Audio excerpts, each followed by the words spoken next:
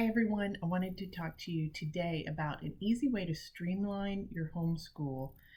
And this also has to do with that age-old question, how do you get it all done? So I had 5 kids and we did not do a separate science and history for each child. We just didn't have time. There was no way. So when we started homeschooling and they were all young, we would do our science and history together. And that really saved a lot of time for us. Some people call it morning basket or morning time or circle time. We've called it different things, but the problem with getting each child through each different subject is solved by this concept. So you have 2 different types of things you're trying to teach your children. You have subjects that are skill subjects like math and writing and reading.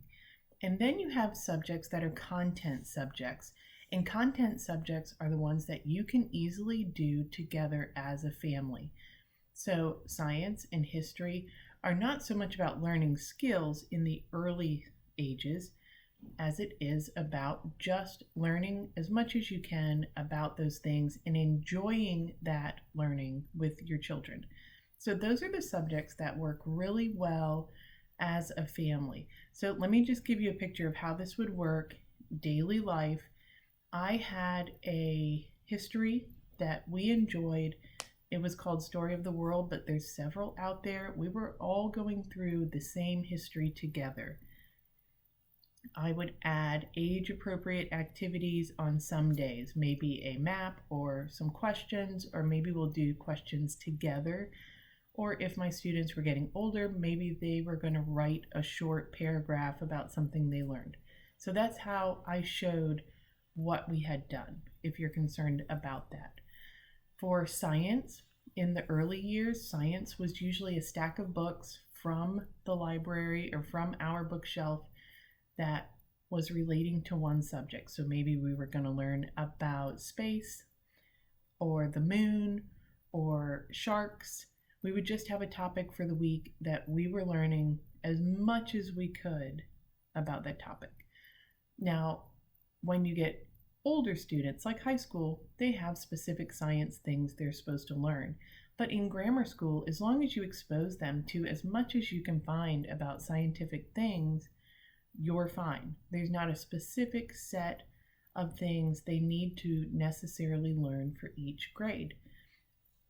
So I know a lot of families that add to this time, and we also did that. Sometimes we were doing Bible stories, learning Bible verses, learning poetry. We always had a great book going, sometimes 2 different books. You can add information about holidays. You can add Black History Month. Maybe you want to find a lot of African American biographies or 1 or 2 that you're going to study during February, and add that in for Black History Month.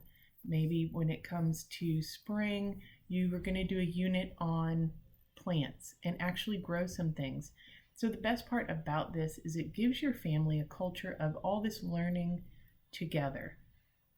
And you can do special things together, or maybe you're just going to do science and history and that's it. That's all you start out with. Each year, I usually found something as I was looking around that I wanted to teach my kids. And I would just add it to the basket of the things we were going to go through. One year we did all the Lion, the Witch, and the Wardrobe books. One year we did all of the Laura Ingalls Wilder books. And then from there you can build learning more about that area or that person. It really just turns into a big unit study time. But the great thing for you as a parent is let's say you've taken an hour to read through your science or history. Maybe you only did science that day, and then you go read Charlotte's Web. Maybe you're going through that with your kids. Either way, you have this time together where everyone has now done their literature, they've had some science, they've had some history. Maybe you've practiced a poem, but you've done this all together within an hour, and all your students have done something for that subject for that day. And then for our family, each student would have their own math workbook and their own language book. And if they were learning to read, I would take time in the afternoon to read with them. But really, by lunch, we were done with most of our subjects. And this time together is what made that possible. So that in the afternoon, they have plenty of free time, and we had time for reading or spelling or whatever somebody's struggling with. It's going to be different for your family, but this works really well if you are struggling with getting through every subject for multiple children. I guarantee you this will streamline your day.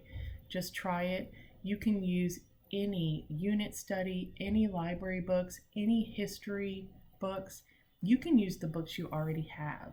So if you have several children that you're teaching, let's say the oldest one is in 6th grade, maybe set aside the other textbooks and just say, we're going to learn the science and history that I bought for my 6th grader. And this month, we're just going to do that. I guarantee you your younger kids will learn just as much from that book. They don't need their own separate textbook. So just try it. Let me know how it works for your family. All right, bye-bye.